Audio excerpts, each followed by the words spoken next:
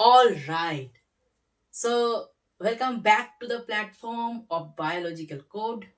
আমি মোহাম্মদ সালাউদ্দিন তোমাদের zoology mentor.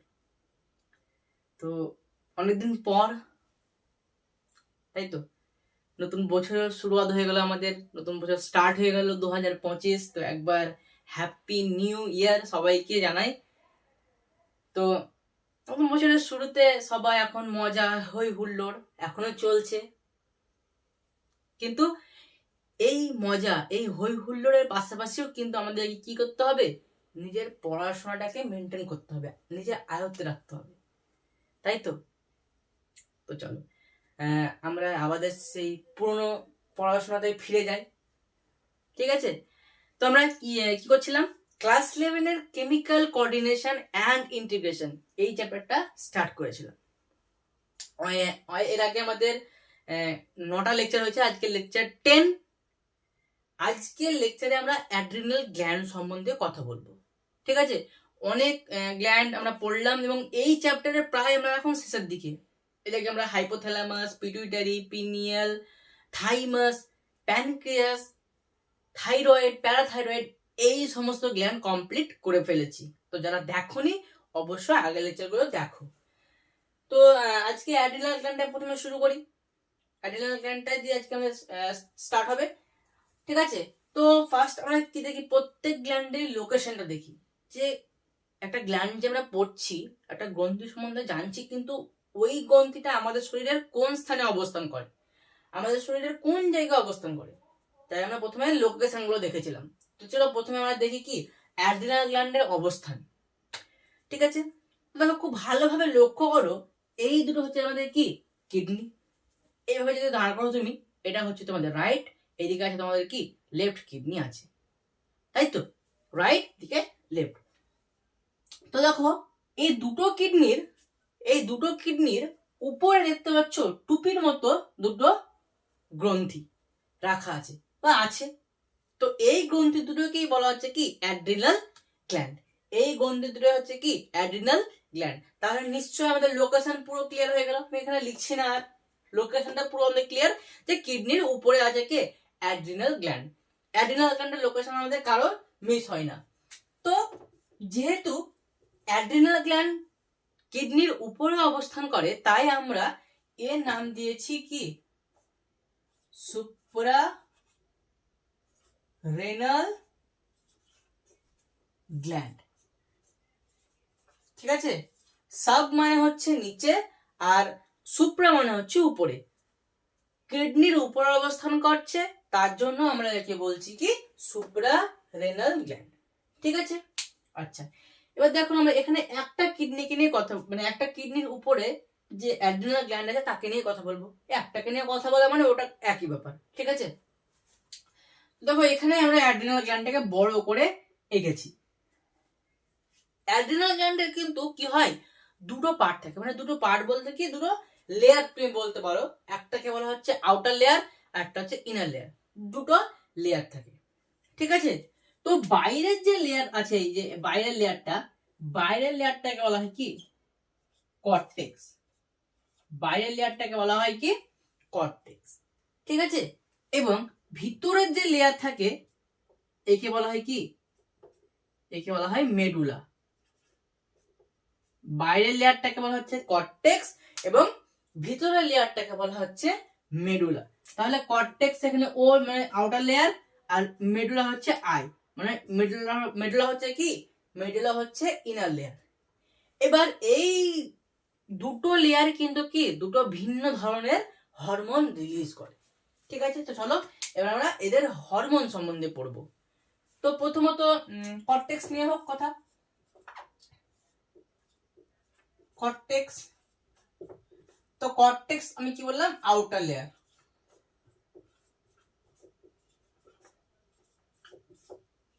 ঠিক আছে।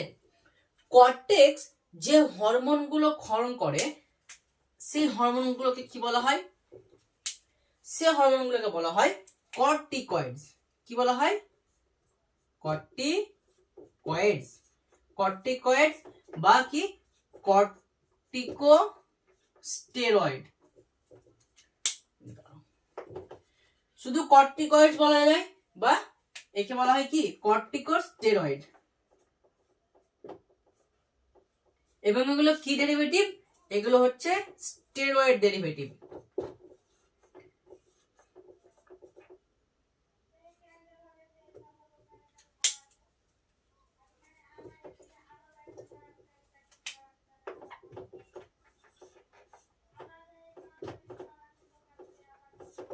ঠিক আছে, তো কর্টিকয়েডসটা কি? প্রথমে আমাদের একটাই প্রশ্ন আছে যে কর্টিকয়েডস আমরা যে বলছি বা কর্টিকো স্টেরয়েডস, যাই হোক, তো এটা কি?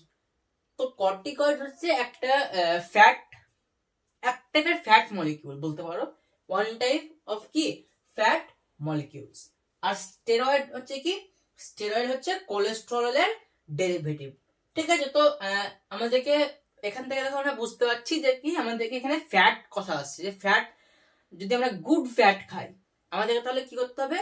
ভালো অ্যামাউন্টের ভালো ফ্যাট খেতে হবে। হ্যাঁ, ফ্যাট খেতে হবে বলে আমি যে অতিরিক্ত ফ্যাট খেয়ে নিলাম তাও করলে হবে না। তো আমাদেরকে কি করতে হবে? যথেষ্ট পরিমাণের গুড ফ্যাট গ্রহণ করতে হবে। কারণ কি, ফ্যাট যদি আমরা সঠিক পরিমাণে ভালো ফ্যাট গ্রহণ করি তাহলে আমাদের কর্টিকয়েডস এই যে ধরনের হরমোন সেগুলো তৈরি হবে, তাই তো?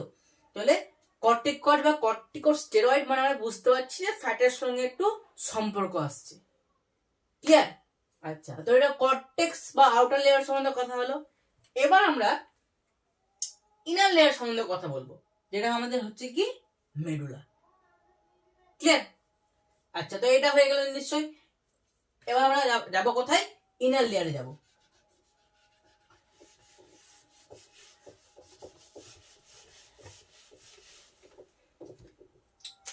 মেডুলা,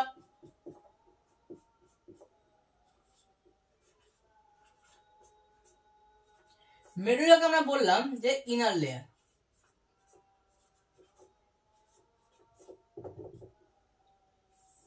মেডুলা যে হরমোনগুলো ক্ষরণ করে এগুলোকে বলা হয় কি? এগুলোকে বলা হয় ক্যাটেকোলামাইন্স। কি বলা হয়? ক্যাটেকোলামাইন্স।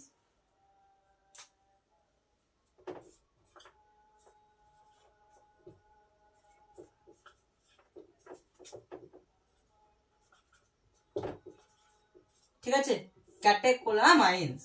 ক্লিয়ার? তাহলে কি ধরনের হরমোন বললাম এগুলো? ক্যাটেকোলামাইন্স।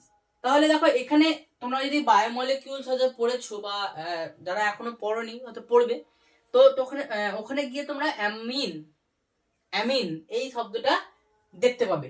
ঠিক আছে, তো অ্যামিনস মানে এখান থেকে আমরা কি বুঝতে পারছি? যে এখানে কার সম্পর্ক আছে? Amino acid. অ্যামিনো অ্যাসিডের কথা আসবে। মানে অ্যামিনো অ্যাসিড মানে কি? প্রোটিন। তাহলে আমাদেরকে সঠিক পরিমাণে গুড প্রোটিন কি করতে হবে? গ্রহণ করতে হবে, তবে আমাদের এই হরমোনগুলো কি হবে? তৈরি হবে। ঠিক আছে, তোমরা দেখলাম কি যে কর্টেক্স থেকে যে হরমোনগুলো ক্ষরণ হচ্ছে তাদেরকে বলছি কর্টিকয়েডস বা কর্টিকোস্টেরয়েডস, যেগুলো হচ্ছে কি স্টেরয়েড ডেরিভেটিভ। স্টেরয়েড কি? একটা যে আমাদের কোলেস্টেরল থেকে, সেই কোলেস্টেরলের ডেরিভেটিভ। তো এটা ফ্যাটের সঙ্গে সম্পর্কিত। তো এর জন্য আমাদেরকে গুড অ্যামাউন্টের গুড ফ্যাট খেতে হবে। ঠিক আছে, আর মেডুলা দেখলাম আমরা কি যে অ্যাড্রিনাল গ্ল্যান্ডেরই ইনার লেয়ার। তো মেডুলার যে হরমোনগুলো ক্ষরণ করে সেগুলো কি টাইপের? সেগুলোকে আমরা বলি ক্যাটেকোলামাইন্স। ক্যাটেকোলামাইন্স। এখানে কি কথা আসছে? অ্যামাইন্স। দেখো অ্যামিন এই শব্দটা আসছে, মানে অ্যামিনো অ্যাসিড। ঠিক আছে, অ্যামিনো অ্যাসিডের এটা কি? এটা হচ্ছে অ্যামিনো অ্যাসিডের ডেরিভেটিভ।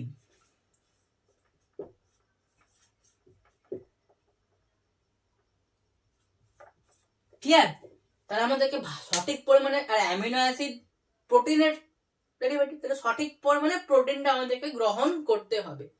ঠিক আছে, তো এখানে একটা প্রশ্ন আছে যে কোন অ্যামিনো অ্যাসিড থেকে তৈরি হয়, তো সেটা আমি বলে দিচ্ছি।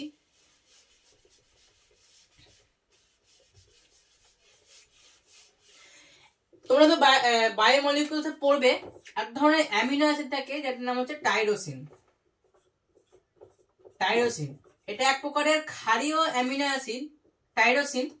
তো এই টাইরোসিন কি করে? এই ক্যাটেকোলামাইন্স হরমোনগুলো তৈরি করতে সাহায্য করে। তো এটাও কিন্তু প্রশ্ন তোমাদের নিটে কিন্তু দেয়, তো এটা ভেরি ভেরি ইম্পর্টেন্ট, মনে রাখতে হবে যে কোন অ্যামিনো অ্যাসিডটি কি করছে, হরমোনটা তৈরি করতে সাহায্য করছে। তাহলে কি বললাম, টাইরোসিন। টাইরোসিন হচ্ছে এক প্রকারের ক্ষারীয় অ্যামিনো অ্যাসিড, ঠিক আছে, ক্ষারীয় অ্যামিনো অ্যাসিড টাইরোসিন, যেটা আমাদের ক্যাটেকোলামাইন্স এই হরমোনগুলো তৈরি করতে সাহায্য করছে, ঠিক আছে। এবার আমরা যে এই যে হরমোন, এখানে যে হরমোনগুলো আছে, এটা কিন্তু একটা ফেমাস নাম আমরা সবসময় ডাকি, একটা ফেমাস নাম আমরা এই হরমোনের দিয়েছি। এদেরকে আমরা বলি কি, এদেরকে আমরা বলি এমার্জেন্সি হরমোন। এদেরকে আমরা বলি কি, এমার্জেন্সি হরমোন, মানে আপদকালীন বা বিপদকালীন হরমোন। অনেকেই আমরা নাম শুনেছি আগে অ্যাড্রিনালিন। এই অ্যাড্রিনালিন যে হরমোনটা, এটাকে আমরা বলছি কি আপদকালীন হরমোন বা বিপদকালীন হরমোন, তাই তো। তো ওইখানকারই যে ক্যাটেকোলামাইন বর্গযুক্ত হরমোন, একটা হচ্ছে কি অ্যাড্রিনালিন,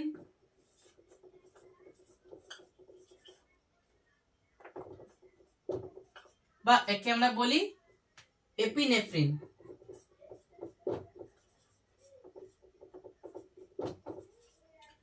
আরেকটা হচ্ছে কি নর অ্যাড্রিনালিন। তাহলে আমরা এতদিন ধরে কি জানছিলাম, আমরা এতদিন ধরে শুধু বলছিলাম যে অ্যাড্রিনালিন যে হরমোনটা আছে সেটাই হচ্ছে কি আপদকালীন বা বিপদকালীন হরমোন, কিন্তু না, নর অ্যাড্রিনালিনটা হচ্ছে কি আপদকালীন হরমোন বা এমার্জেন্সি হরমোন, ঠিক আছে। তো আজ থেকে আমাদের এই ডাউটটা নিশ্চয়ই ক্লিয়ার হলো। এটা হবে কি নর এপিনেফ্রিন।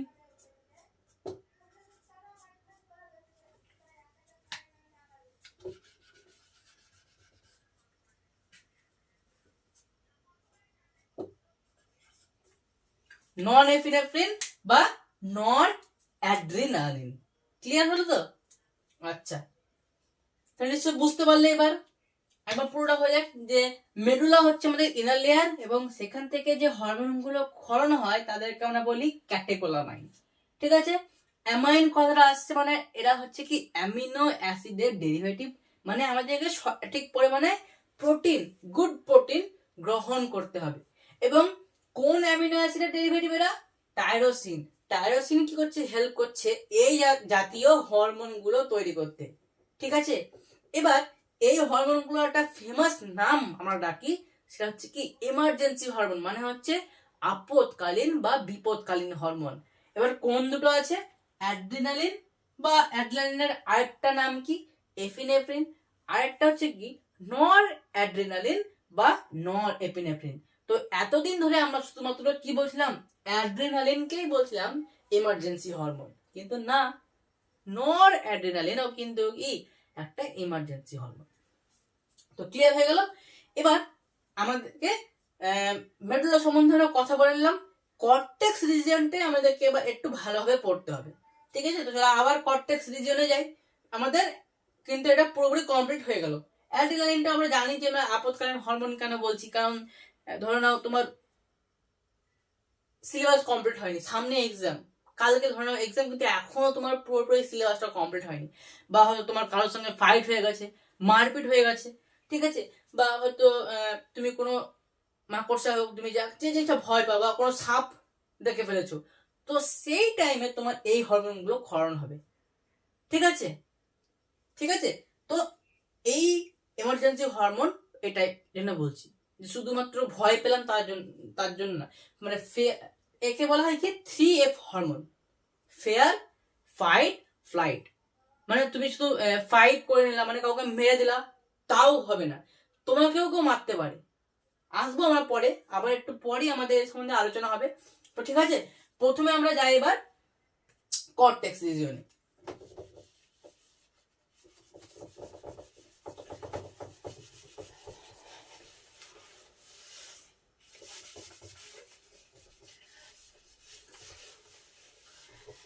তো লোকেশন আমাদের ক্লিয়ার হলো, যে কিডনির উপরে আছে কে, আমাদের অ্যাড্রিনাল গ্ল্যান্ড।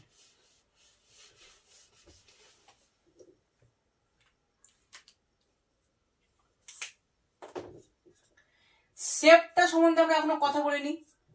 তো শেপ হচ্ছে কি, এটা হচ্ছে ট্রাই অ্যাঙ্গুলার শেপ।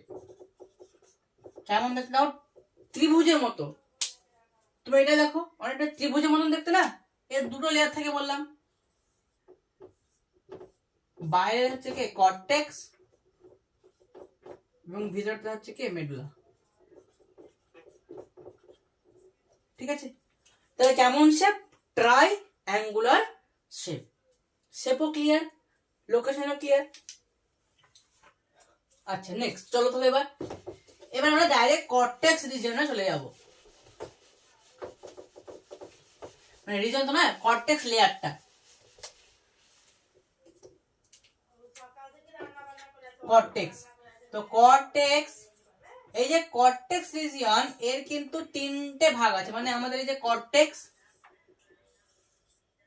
এটা হচ্ছে কি হয়ে গেল, তো এর আবার তিনটে লেয়ার থাকে, এরকম করে তিনটে লেয়ার থাকে।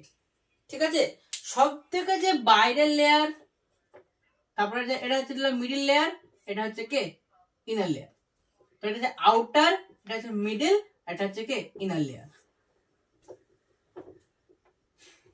এখানে ভাগ করি।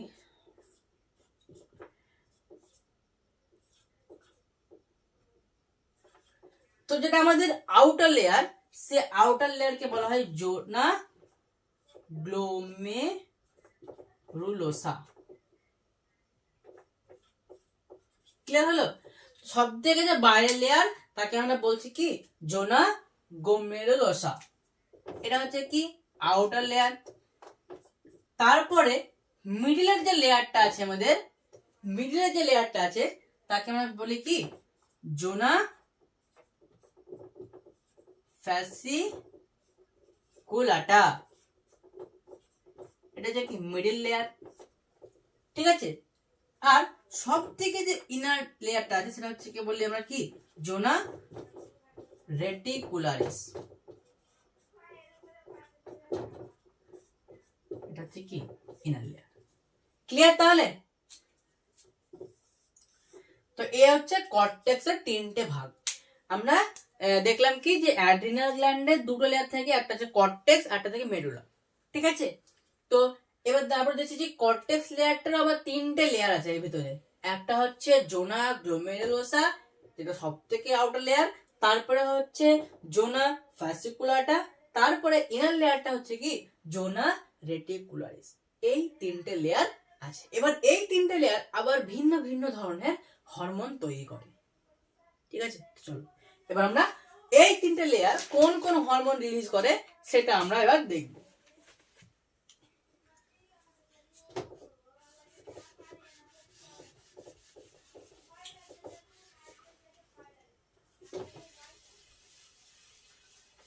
চলো এবার আমরা দেখবো অ্যাড্রিনাল হরমোন।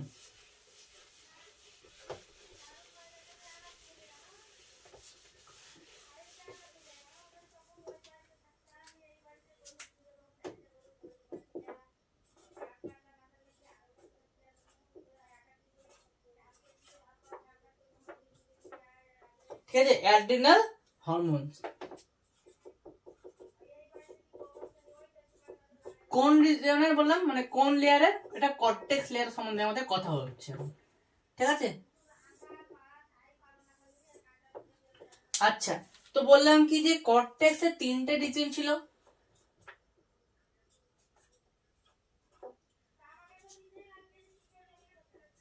জোনা গ্লোমেরুলোসা,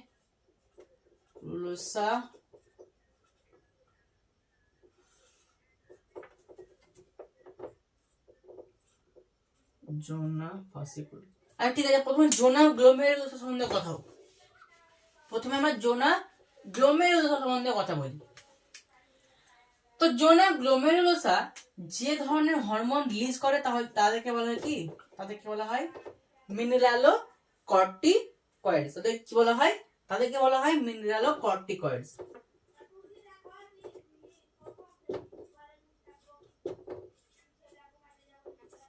ঠিক আছে, তো জোনা গ্লোমেরুলোসা যে ধরনের হরমোন রিলিজ করে তাদেরকে আমরা বলি কি মিনারেলোকর্টিকয়েডস। তার মানে এখান থেকে আমরা বুঝতে পারছি যে মিনারেল দেখো মিনারেলের কথা আসছে। মিনারেল মানে বিভিন্ন ধরনের যে Ca2+ মানে আয়ন যেগুলো হয়, সঠিক পরিমাণে আমাদেরকে মিনারেল গ্রহণ করতে হবে, মিনারেলের কথা আসছে এখানে। তো এই মিনারেল কর্টিকয়েডসের মধ্যে সব থেকে যে গুরুত্বপূর্ণ হরমোন, সেই হরমোনটার নাম হচ্ছে কি, তার নাম হচ্ছে অ্যালডোস্টেরন।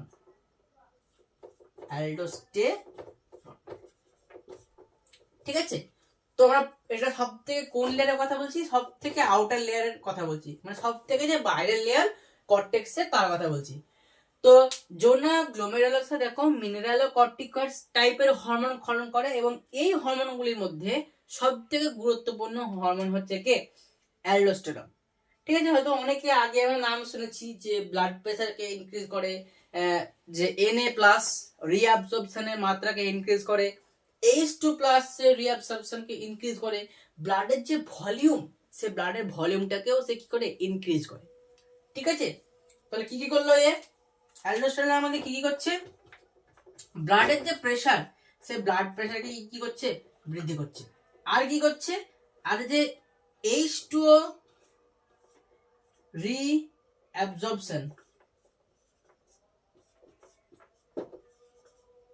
তার পরিমাণটাকে ইনক্রিজ করছে। Na+ রিঅ্যাবসর্পশন, এর মাত্রাকেও কি করছে, ইনক্রিজ করছে। কে করছে এটা, অ্যালডোস্টেরন। ঠিক আছে, তো এই হচ্ছে অ্যালডোস্টেরনের কাজ। এবার কি মিনারেল কর্টিকয়েডস মানে কি, এটা যে মিনারেল যে মেটাবলিজম, সে মিনারেল মেটাবলিজমকে সে রেগুলেট করবে। ঠিক আছে, তো এই সবগুলো কিন্তু তোমাদের এনসিইআরটি তে কিন্তু দেওয়া আছে, তো ভালোভাবে একদম কেয়ারফুলি এগুলো রিড করবে। এনসিইআরটি খুবই ভয়ঙ্কর একটা বই, ছোট ছোট করে কিন্তু সব দিয়ে দেয়, শুধু আমাদের কি করতে হবে, একটু ব্রেন খাটিয়ে ভালোভাবে একটা লাইনের সঙ্গে অন্য লাইনটাকে একটু মানে কোঅর্ডিনেট করে পড়তে হবে। এই লাইনটা পরের লাইনে যখন আমি আসছি, তো একটু কোঅর্ডিনেট করতে হবে, প্রথম লাইনে কি বলছে, এই লাইনে কি বলছে। ছোট্ট একটা বইয়ের মধ্যে এনসিইআরটি কিন্তু অনেক কিছু লিখে ফেলেছে, তো এনসিইআরটি একটা খুবই ভয়ঙ্কর বই। ঠিক আছে, তো ভালোভাবে একটু মাথা খাটিয়ে আমাদেরকে ওই বইটা পড়তে হবে। ঠিক আছে, আমরা অ্যালডোস্টেরনে ছিলাম। তো অ্যালডোস্টেরন ব্লাড প্রেসারকে কি করছে, বৃদ্ধি করছে, H2 এর রিঅ্যাবসর্পশনের মাত্রাকে ইনক্রিজ করছে, আর Na+ রিঅ্যাবসর্পশনের মাত্রাকে ইনক্রিজ করছে। ক্লিয়ার? আচ্ছা, এবার আমরা সেকেন্ড লেয়ারে যাব, জোনা গ্লোমেরুলোসা কমপ্লিট। আশা করি কোনো প্রবলেম নেই, যদি কোনো সমস্যা থাকে তো অবশ্যই কমেন্টে জানাবে। জোনা গ্লোমেরুলোসার পর আমাদের ছিল জোনা ফ্যাসিকুলাটা।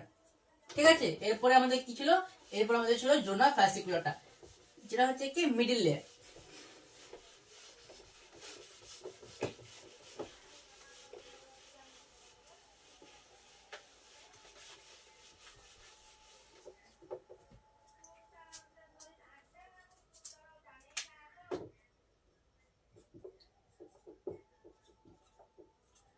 জোনা ফ্যাসিকুলাটা ক্লিয়ার। এখান থেকে যে হরমোনগুলো রিলিজ হয়, সেই হরমোনগুলোকে বলা হয় কি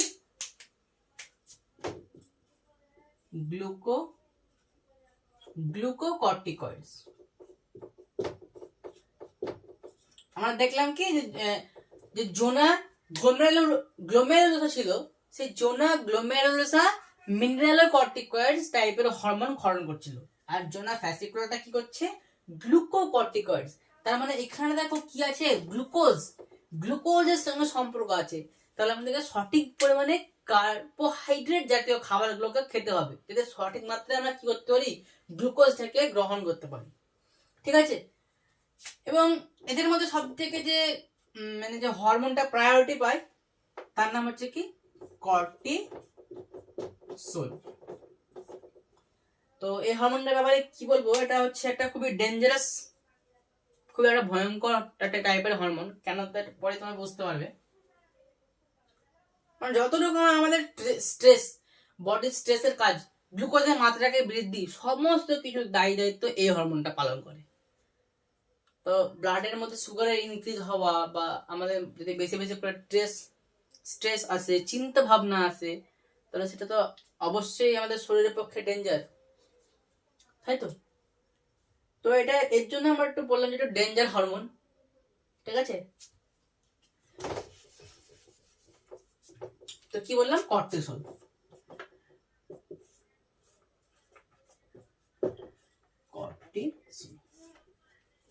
তো কি করছে এই হরমোনটা?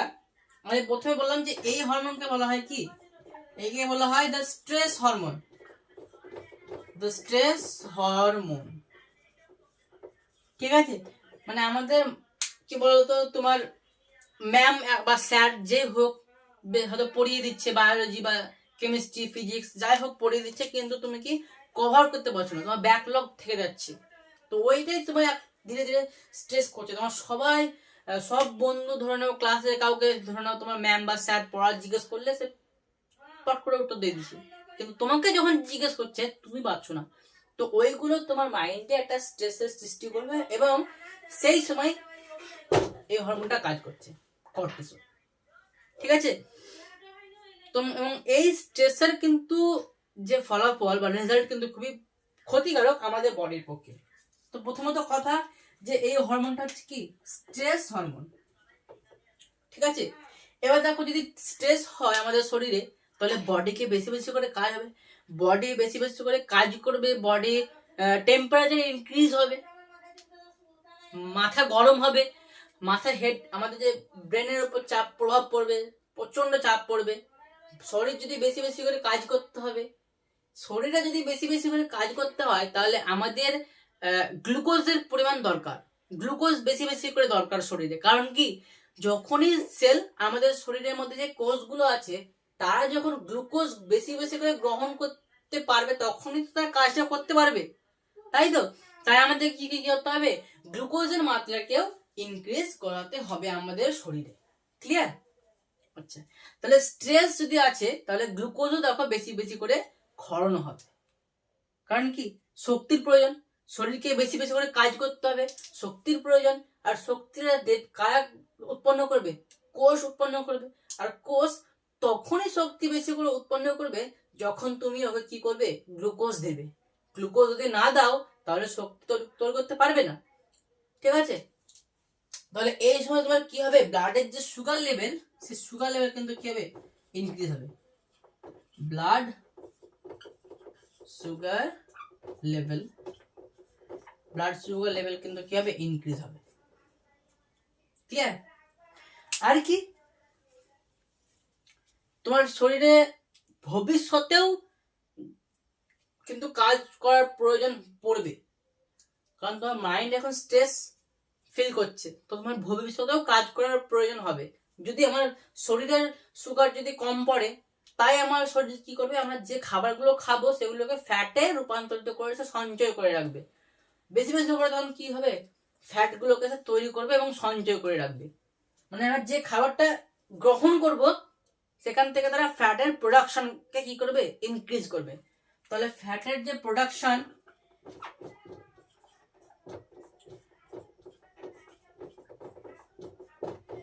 সেই ফ্যাট প্রোডাকশন কি হবে?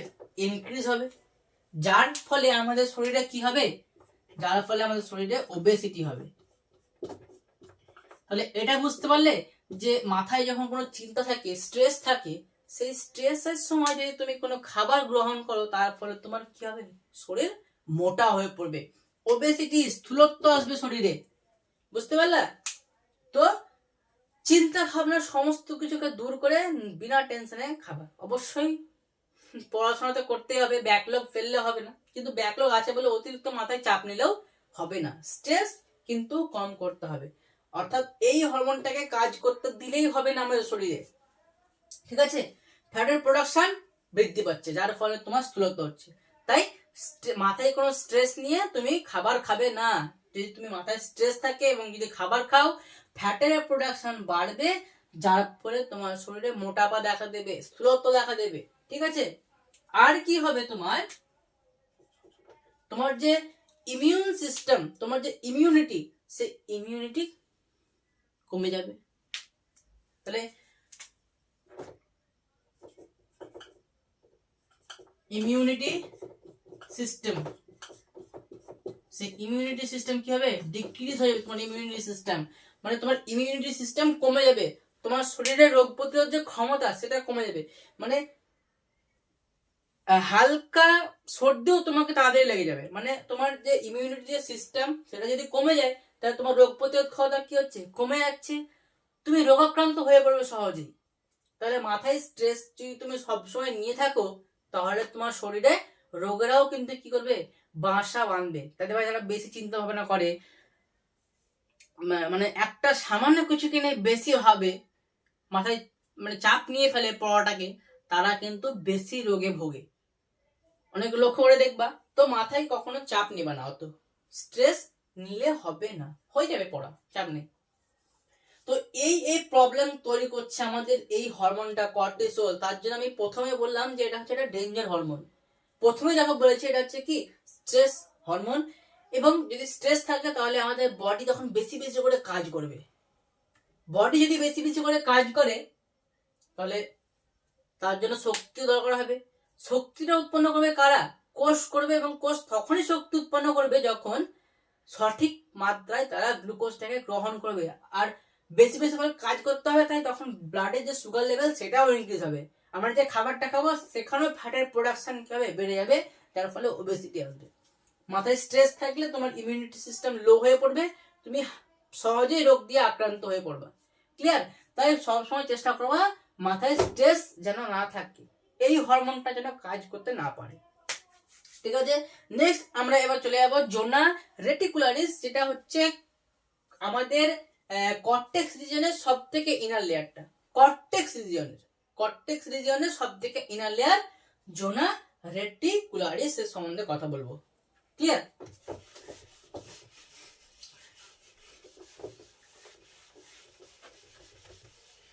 তো মাথায় চাপ নিয়ে চিন্তা নিয়ে কিন্তু আমাদেরকে কি করলে হবে না, খাওয়া দাওয়া করলে হবে না, মাথায় চাপ নিলেই হবে না, স্ট্রেস যেন কারণ না আসে।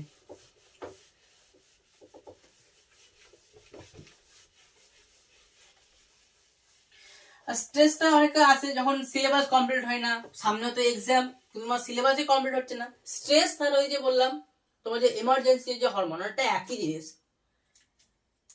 মানে স্ট্রেসের ফলাফলটা হচ্ছে কি ইমার্জেন্সি। মানে এতদিন ধরে তুমি ব্যাকলগ করে থেকেছো, তুমি হঠাৎ করে দেখছো যে কালকে এক্সাম, তখন তোমার ইমার্জেন্সি হয়ে পড়বে। তুমি তাড়াতাড়ি বই পেজ উল্টে উল্টে যা পারবে তখন তাই একটু হালকা ফুলকা করে পড়ে নেবে, বাকি তখন ফ্রেন্ডদেরও পড়ে নাকি। আচ্ছা, এরপর আসবে আমাদের কি জোনা রেটিকুলারিস, এটা হচ্ছে আমাদের কি কর্টেক্স রিজিয়নের ইনার লেয়ার। ক্লিয়ার হলো? তো এখান থেকে যে হরমোনগুলো ক্ষরিত হয় তাদেরকে আমরা বলি sex কর্টিকয়েডস।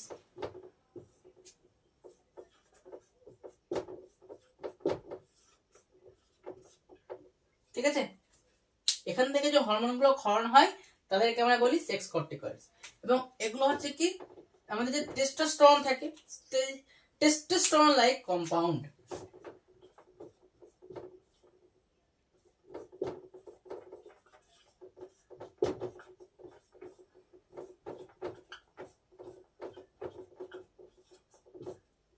Testosterone like compound. Clear? মানে টেস্টোস্টেরন জাতীয় একটা কম্পাউন্ড সেক্স কর্টিকয়েড। তাহলে জোনা গ্লোমেরুলাসা কি হলো, মিনারেলোকর্টিকয়েডস। জোনা ফ্যাসিকুলাটা হচ্ছে কি গ্লুকোকর্টিকয়েডস। আর জোনা রেটিকুলারিস যেটা হচ্ছে ইনার লেয়ার, সেটা হচ্ছে সেক্স কর্টিকয়েডস। ক্লিয়ার হলো? আচ্ছা, এবার আমরা জোনা মানে এবার দেখবো, দেখো প্রত্যেক যে আমরা লেয়ার গুলো পড়লাম তাদের যে হরমোন গুলো যদি একটু ইনক্রিজ বা ডিক্রিজ হয় তাহলে কি কি প্রবলেম হতে পারে সেগুলো আমরা দেখবো।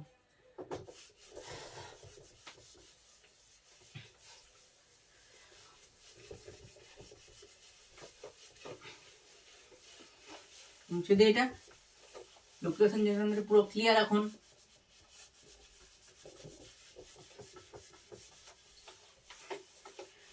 আচ্ছা, তো প্রথমে আমরা কথা বলেছিলাম কি, প্রথমে ছিল আমাদের জোনা ফ্যাসিকুলাটা, না সরি, প্রথমে ছিল জোনা গ্লোমেরুলাস। আচ্ছা, এক কাজ করব,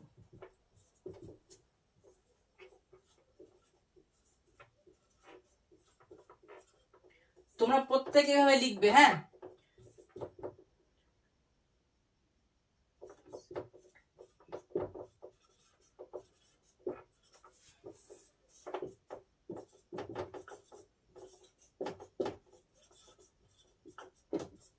এই কি করছিল, ব্লাড প্রেসার ইনক্রিজ করছিল, বিপি কে ইনক্রিজ করছিল। তাহলে যদি এই হরমোনটার পরিমাণ যদি ইনক্রিজ হয় তাহলে কি হবে, ব্লাড প্রেসার ইনক্রিজ হবে, সোডিয়ামের রিঅ্যাবজর্পশন বেড়ে যাবে, H2 এর রিঅ্যাবজর্পশন বেড়ে যাবে, এই প্রবলেম হবে। আর যদি ডিক্রিজ হয়ে যায় তো এই কাজগুলো কম হয়ে যাবে। এই কি করছিল, ব্লাডের সুগার লেভেলটাকে ইনক্রিজ করছিল। তো যদি এর মাত্রা বেশি বেড়ে হয়ে যায় তাহলে ব্লাডের সুগার লেভেলটাও বেশি হয়ে যাবে, আর যদি কমে যায় ব্লাডের সুগার লেভেলও কমে যাবে, ইমিউনিটি সিস্টেমও কমে যাবে, সবকিছু কমে যাবে। ঠিক আছে, মানে দেখো কোনো হরমোনের ডিসঅর্ডার যদি আমাদেরকে জানতে হয় তাহলে প্রথমত তোমার দ্বারা কি করো, ওর ফাংশনটাকে মনে রাখো যে ওই হরমোনটার কাজ কি করছে। বা যদি বলে যে ওই হরমোনটার মাত্রা শরীরে বেশি হয়ে গেছে তাহলে ওই হরমোনটা যে কাজ করছে সেই কাজটাই বেশি বেশি করে করবে। আর যদি ওই হরমোনটার মাত্রা আমাদের শরীরে কম হয়ে যায় তাহলে ওই হরমোনটা যে কাজ করছে সেটা একটু কম করে করবে, বাস। তো আমি প্রত্যেকের কাজ বলে দিয়েছি, তোমরা কমেন্টে জানাবে যে যদি কি হয়, জোনাক গ্লোমেরুলার যে হরমোনটা থাকে অ্যালডোস্টেরন তার মাত্রা যদি বেশি হয় তাহলে কি কি হবে, কমলে কি কি হবে। একই রকম ভাবে প্রত্যেকের এগুলো কিন্তু করবে। ক্লিয়ার? এটা থাকলো তোমাদের কাজ।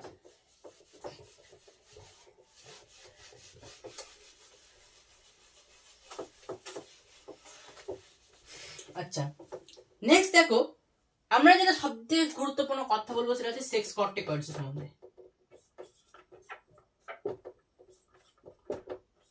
বাকি দুটো তোমরা করে নেবা, মিনারেল কর্টিকয়েডস আর গ্লুকোকর্টিকয়েডস, এটাকে এসসি বলে ডাকবো আমরা, এসসি সেক্স কর্টিকয়েডস। তো দেখবো আমরা যদি মেলের দেহে মানে পুরুষদের দেহে যদি এর মাত্রা বেড়ে যায় বা কমে যায় তাহলে কি কি প্রবলেম হয়, এবং ফিমেলদের দেহে যদি এর মাত্রা বেশি হয়ে যায় বা কমে যায় তাহলে কি কি প্রবলেম হয় সেটা আমরা দেখব। ঠিক আছে, তো ফিমেলদের দেহে প্রথমে আমরা দেখবো কি, সরি মেলদের দেহে প্রথমে দেখবো যদি এই হরমোনটার মাত্রা ইনক্রিজ হয় তাহলে কি কি প্রবলেম হবে। ঠিক আছে, প্রথমে ইনক্রিজ দেখবো। তাহলে যদি ইনক্রিজ হয় আমাদের টেস্টোস্টেরন লাইক কম্পাউন্ড বা সেক্স কর্টিকয়েডস গুলো, তাহলে কি হবে, এনলার্জমেন্ট অফ জেনাইটাল, জেনাইটালের যে এনলার্জমেন্ট সেটা হবে। তাহলে প্রথমত দেখা যাবে কি, এনলার্জমেন্ট অফ জেনাইটাল। ঠিক আছে, জেনাইটালস এর যে এনলার্জমেন্ট সেটা প্রথমে হবে। টেস্টোস্টেরন লাইক কম্পাউন্ড তার মানে আমাদের যে যে কি বলবো অয়েল গ্ল্যান্ড, সে অয়েল গ্ল্যান্ডের উপরেও এফেক্ট করবে, যার ফলে অ্যাকনের প্রবলেম হবে। একনে মানে ব্রণের সৃষ্টি হবে, একনের প্রবলেম হবে। আর কি হবে, অ্যাগ্রেশন বেড়ে যাবে, অ্যাগ্রেশন। ঠিক আছে, আর কি হবে, অ্যাগ্রেশন হয়ে পড়বে বেশি করে, মানে অ্যাগ্রেসিভ। পুরুষরা তো এমনিতেই অ্যাগ্রেসিভ হয়, একটু একটু বেশি অ্যাগ্রেসিভ হয়ে পড়বে। ঠিক আছে, তাহলে কি কি হবে প্রবলেম, যদি পুরুষদের দেহে সেক্স কর্টিকয়েডস বেড়ে যায়, এনলার্জমেন্ট অফ জেনাইটাল, অ্যাকনের প্রবলেম হবে মানে ব্রণের প্রবলেম হবে, এবং অ্যাগ্রেশন হয়ে পড়বে, অ্যাগ্রেশন।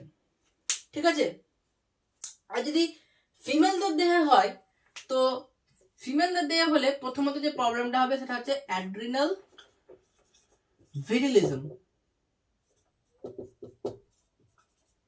ঠিক আছে, কি কি হবে, ফিমেলদের দেহে, ফিমেলদের তো মুখে মুছ দাড়ি এসব তো থাকে না, তো কি হবে, তাদের যে ফেসিয়াল যে গ্রোথ মানে দাড়ির বিভিন্ন হালকা হালকা যে লোম, সেই লোমগুলো মাত্রা বৃদ্ধি পাবে, মুছ আসবে ধীরে ধীরে। তো কি হবে, ফেসিয়াল যে গ্রোথ, সে ফেসিয়াল হেয়ার গ্রোথ হবে, ফেসিয়াল হেয়ার গ্রোথ হবে। আর অবশ্যই মেনস্ট্রুয়াল যে সাইকেল আছে, মেনস্ট্রুয়াল সাইকেলে ডিস্টার্ব হবে, মেনস্ট্রুয়াল সাইকেল ডিস্টার্ব। ঠিক আছে। আর কি হবে, গলার আওয়াজ তীক্ষ্ণ হয়ে পড়বে, হোর্স ভয়েস। কি হবে, গলার যে আওয়াজ, সেই গলার আওয়াজটা তীক্ষ্ণ হয়ে পড়বে, হোর্স ভয়েস। মানে মেয়েদের আওয়াজটা কি একটু কোমল, একটু হালকা নরম গলার আওয়াজ হয়, ছেলেদেরটা একটু হোর্স হয়। এক্ষেত্রে কি হবে, যেহেতু টেস্টোস্টেরন লাইক কম্পাউন্ড ইনক্রিজ হচ্ছে, এখানেও ইনক্রিজ হচ্ছে, তাই কি হবে, গলার আওয়াজটা হোর্স হয়ে পড়বে। এবং অবশ্যই আর কি হবে, অ্যাকনে প্রবলেম, অ্যাকনে প্রবলেম। ঠিক আছে, এই প্রবলেম মেয়েদের ক্ষেত্রে দেখা যাবে। কি হবে, অ্যাড্রিনাল ভিরিলিজম, ফেশিয়াল হেয়ার গ্রোথ হবে, মেনস্ট্রুয়াল সাইকেলের ডিস্টার্ব হবে, ভয়েস হোর্স হয়ে পড়বে। মেয়েদের ভয়েস একটু কোমল হয়, একটু নরম হয়, কিন্তু কি হবে, হোর্স ভয়েস হবে, আর অ্যাকনে প্রবলেম হবে। ঠিক আছে, এই সমস্যা হবে।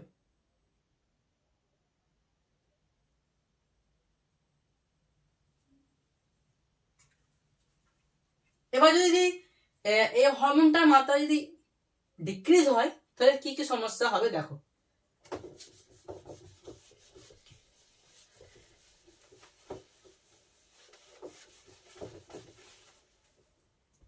তাহলে যদি ডিক্রিজ হয় মাত্রা,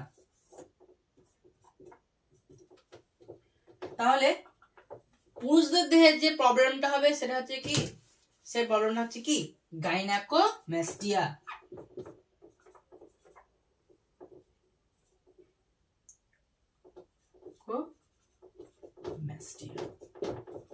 ঠিক আছে, গাইনা ওয়ার্ড ফর ফিমেল, মানে গাইনা বলতে ফিমেলটাকে বোঝানো হচ্ছে, এবং ম্যাস্টিয়া মানে হচ্ছে তাদের মেমরি গ্ল্যান্ড, মানে পুরুষদের দেহে মেমরি গ্ল্যান্ডের এনলার্জমেন্ট হবে, মানে মেমরি গ্ল্যান্ডের যে ডেভেলপমেন্ট হবে। তাহলে এটা হচ্ছে কি, ডেভেলপমেন্ট অফ মেমরি গ্ল্যান্ড।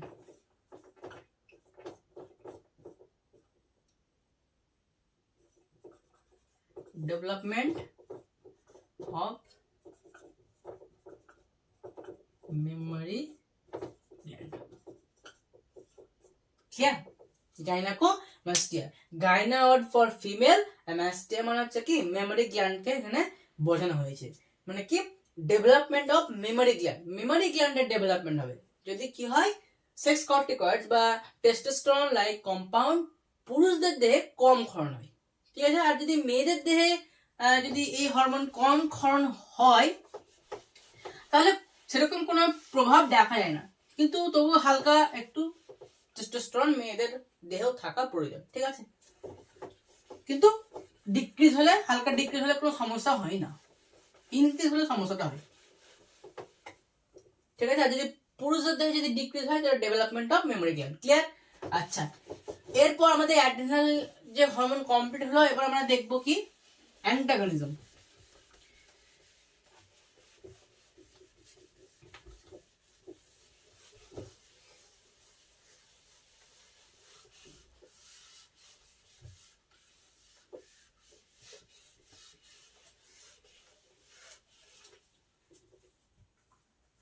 তার আগে কিছু কিছু টার্ম আমাদেরকে জানতে হবে, যেটা হচ্ছে কি, এক নম্বর হচ্ছে অ্যাডিসন ডিজিজ।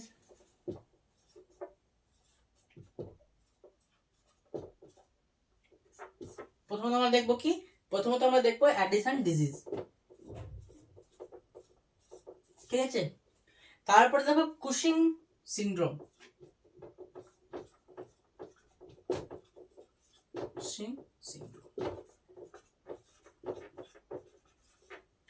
ঠিক আছে, আরটা হচ্ছে কি, আরটা হচ্ছে ক্রন সিনড্রোম। কি হচ্ছে, ক্রন সিনড্রোম, ক্রনস সিনড্রোম। কি কি দেখলাম, অ্যাডিসন ডিজিজ, কুশিং সিনড্রোম, আর হচ্ছে কি, ক্রনস সিনড্রোম। তো এটা কখন হয়, যখন আমাদের গ্লুকোকর্টিকয়েডস আর মিনারেলোকর্টিকয়েডস দুটোই যখন ডিক্রিজ হয়। তাহলে কি হলো, গ্লুকোকর্টিকয়েডস ডিক্রিজ হলো, আর কি মিনারেলোকর্টিকয়েডস যখন কি হলো, ডিক্রিজ হলো, তখন এই সমস্যা হচ্ছে। ঠিক আছে, আর কুসিং সিনড্রোমটা কখন হচ্ছে, যখন গ্লুকোকর্টিকয়েড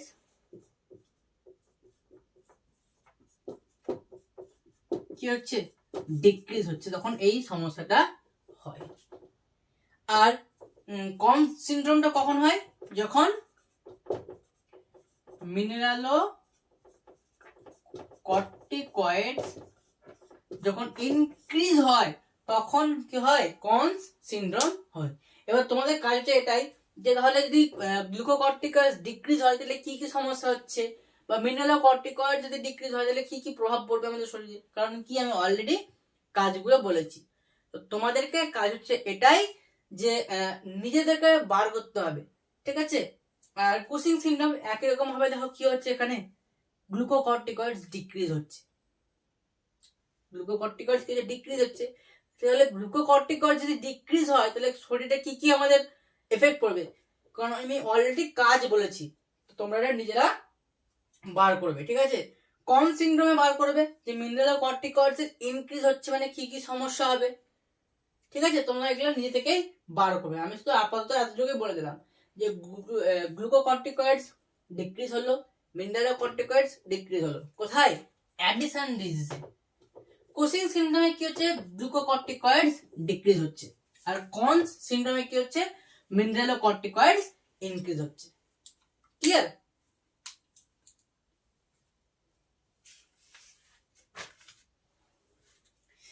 এবার আমরা দেখবো অ্যান্টাগনিজম।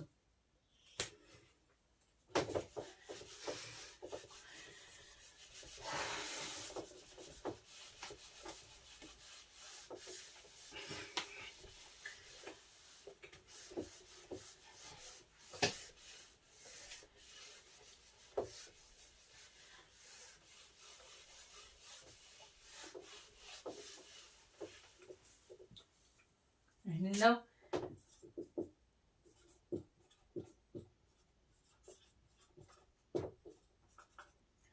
antagonism between adrenaline and noradrenaline। অ্যাড্রিনালিনের সঙ্গে সবসময় একটা জিনিস মনে রাখবে, একটু পরে বলবো,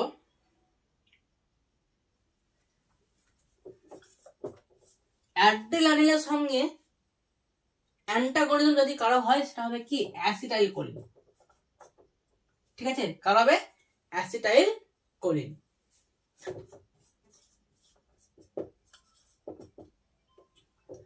তাহলে কার সঙ্গে হচ্ছে অ্যান্টাগনিজম, অ্যাড্রিনালিনের অ্যান্টাগনিজম হচ্ছে অ্যাসিটাইল কোলিন, বা এখানে নর অ্যাড্রিনালিন এটাও হবে, মানে দুটোতে ইমার্জেন্সি হরমোন। প্রত্যেকের মাথায় এটাই আসে যে অ্যাড্রিনালিন তার সঙ্গে বিপরীতে কে আসছে, নর অ্যাড্রিনালিন, তো এটাই গুলিয়ে দেয় যে অ্যাড্রিনালিনের যদি কেউ অ্যান্টাগনিজম হয় তাহলে সেটা হবে কে, নর অ্যাড্রিনালিন, কিন্তু না, এটা কিন্তু হয় না, ঠিক আছে। এটা কিন্তু বিপরীত হলেও এটা কিন্তু একে অপরের অ্যান্টাগনিজম নয়। আমি প্রথমে বললাম যে অ্যাড্রিনালিন আর এই যে নর অ্যাড্রিনালিন,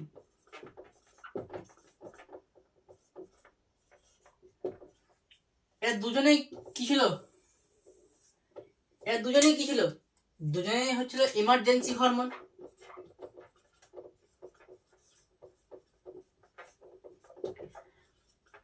দুজনেরই একই ধরনের মোটামুটি কাজ, কিন্তু একটু হালকা ফুলকা পার্থক্য আছে। দুজনের এটা হচ্ছে কি এটা হচ্ছে অ্যাড্রিনালিন, এটা হচ্ছে নর অ্যাড্রিনালিন, ক্লিয়ার। কিন্তু এমার্জেন্সি হরমোন দুজনেই, তাই যদি অ্যাড্রিনালিনের সঙ্গে যদি কারো অ্যান্টাগনিজম হয় সেটা হচ্ছে কি, অ্যাসিটাইল কোলিনের, ঠিক আছে, ক্লিয়ার। এবং এদেরকে বলা হয় কি 3F হরমোন, এদেরকে বলা হয় কি 3F হরমোন। 3F কেন, ফেয়ার,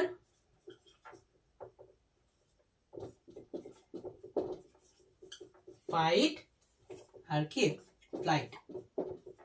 মানে তুমি শুধু কাউকে মেরে আসবে তাহলে কিন্তু হবে না, তোমাকে মার খেতেও হতে পারে, বা ভয় পেয়ে যেতে পারো তুমি, কারণ তুমি কাউকে মেরেছো, তখন তোমার মাইন্ডে একটা ভয় গেল তো যে হ্যাঁ এবার ও আমাকে মারবে।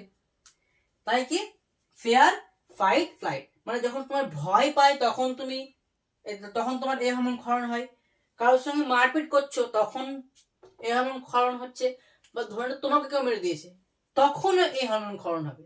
ঠিক আছে, তার জন্য কে বলা হচ্ছে কি fair fight flight 3F hormone. Clear? এবং এই হরমোনটা কাজ করছে কখন? এই হরমোনটা কাজ করে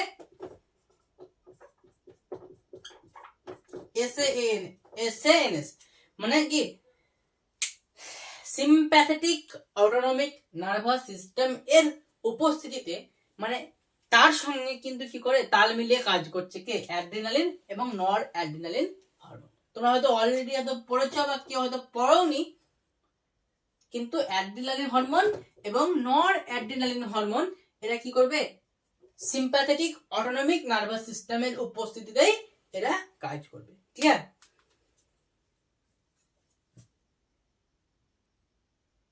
আচ্ছা, তাহলে এটা হলো এর কাজ বললাম। এবার আমরা দেখবো অ্যাসিটাইল কোলিন এর সম্বন্ধে দেখবো।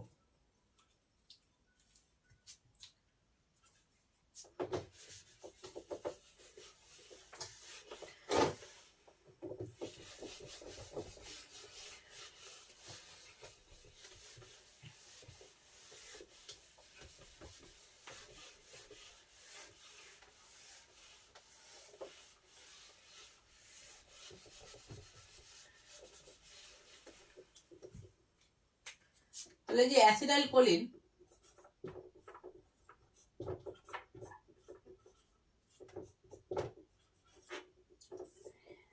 এটা কার উপস্থিতিতে কাজ করছে? along with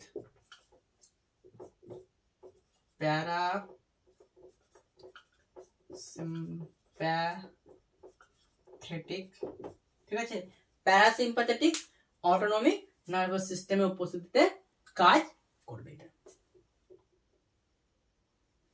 ঠিক আছে,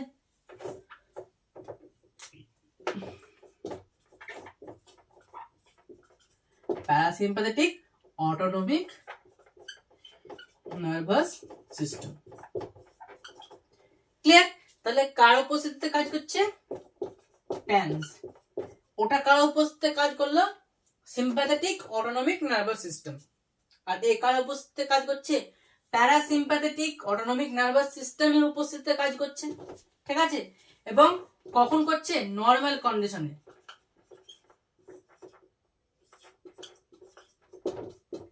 নর্মাল কন্ডিশনে প্যারাসিম্প্যাথেটিক অটোনমিক নার্ভাস সিস্টেম এর উপস্থিতিতে অ্যাসিটাইল কোলিন কাজ করে। ক্লিয়ার হলো একদম পুরো? এবার আমরা একটা প্রিভিয়াস ইয়ার কোশ্চেন করব। আমরা এতক্ষণ কি দেখলাম যে অ্যাড্রিনালিন কার অ্যান্টাগনিজম, অ্যাসিটাইল কোলিনের অ্যান্টাগনিজম। তো এই ভিত্তিতে একটা প্রিভিয়াস ইয়ার্স কোশ্চেন বা PYQ ছিল, সেই সম্বন্ধে আমরা এবার কথা বলবো।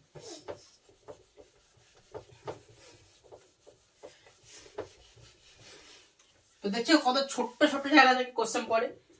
আমরা এতদিন ধরে কি করেছি, চারটে সেট করেছি, যে একটা রিলিজিং হরমোন আর ইনহিবিটিং হরমোন, এরা হচ্ছে কি অ্যান্টাগনিজম। TCT আর PTH এরা অ্যান্টাগনিজম। ইনসুলিন এবং গ্লুকাগন এরা অ্যান্টাগনিজম। ঠিক আছে, তো এর ভিত্তিতে একটা প্রশ্ন আছে, এখানে হেডিং দিবা PYQ, মানে কি প্রিভিয়াস ইয়ার্স কোশ্চেন। কত সালে পড়েছে জানার দরকার নেই, কিন্তু মনে রাখো যে এটা PYQ বাস। তো প্রশ্ন ছিল এটা, which of the following set of hormone, which of the following set of hormones is not antagonistic? ঠিক আছে, is not antagonistic। এবার দেখো অপশন কি কি ছিল, তোমরা নিজেরাই বলতে পারবে, খুবই ইজি। এক নম্বর ছিল কে inhibitory hormone and releasing hormone. দু নম্বর হচ্ছে কি TCT এন্ড PTH। তিন নম্বর হচ্ছে কি ইনসুলিন এন্ড গ্লুকাগন। আর কি 4 নম্বরে ছিল adrenaline and non adrenaline. Already সবাই বুঝতে পেরে গেছো। তো প্রথমত দেখতে হবে যে আমাদেরকে কি পয়েন্ট কোনটা এখানে বলতে চাইছে। দেখো এখানে বলেছে কি ইজ নট, এটা মাথায় রাখো, ইজ নট বলেছে মানে অ্যান্টাগনিজম নয়। এখানে কি বলেছে ইজ অ্যান্টাগনিজম না, ইজ নট অ্যান্টাগনিজম। তাহলে নিম্নোক্ত হরমোনগুলির মধ্যে কোন হরমোন সেটটি অ্যান্টাগনিজম নয় পরস্পরের? তো উত্তর কি হবে 4 নম্বরটা, অ্যাড্রিনালিন এবং নর অ্যাড্রিনালিন এরা অ্যান্টাগনিজম নয়। তাহলে দেখলা ছোট্ট জায়গা থেকেও একটা প্রশ্ন এখানে দিয়েছে। ঠিক আছে, তো এই ছিল আজকের লেকচার। অ্যাড্রিনালিন গ্ল্যান্ড পুরো ফিনিশ কমপ্লিট করে ফেললাম আমরা একদম। ঠিক আছে, নেক্সট লেকচার দেখা যাক। আর হয়তো গোনাডসটা বাকি আছে এবং হরমোনের কাজ, কিছু কিছু হরমোনের কাজ বাকি আছে ওইদিকে। ঠিক আছে, চলো আজকে হচ্ছে এই পর্যন্ত লেকচার। যদি আজকের লেকচারে কোনো প্রবলেম থাকে, হয়তো বুঝতে একটু অসুবিধা হবেই, আমাদের থ্রু কেটে গেছে, অনেকদিন পর ক্লাস করছি, একটু সমস্যা হবে বুঝতে, কিন্তু মানিয়ে নেবে। হ্যাঁ, কোনো সমস্যা যদি হয় অবশ্যই অবশ্যই তোমরা কমেন্টে জানাও, দাদা আমি এই জায়গাটা বুঝতে পারিনি, তো আবার বুঝিয়ে দেবো, কি আছে, তাই তো? ঠিক আছে, তো আজকে হচ্ছে এই পর্যন্ত লেকচার থাকলো। আবার পরের লেকচার দেখা হবে। যদি আমাদের আজকে ক্লাস তোমাকে ভালো লেগেছে, তোমাদেরকে পছন্দ লাগছে, তো অবশ্যই লাইক দেবে, কমেন্টে জানাবে। অবশ্যই তোমরা তো কমেন্ট করোই না, তো কমেন্টে জানাবে যে কোন জায়গাটা বুঝতে পারোনি। অবশ্যই চেষ্টা করবো পুরোটা সলভ করে দেওয়ার। এবং আমাদের চ্যানেলকে সাবস্ক্রাইব করে রাখবে, কারণ আমরা এরকমই এডুকেশনাল ভিডিও সব সময় আমাদের চ্যানেলে দিয়ে থাকছি। ঠিক আছে, তো দেখা হচ্ছে পরের লেকচারে। আজকের লেকচারের জন্য থ্যাংক ইউ।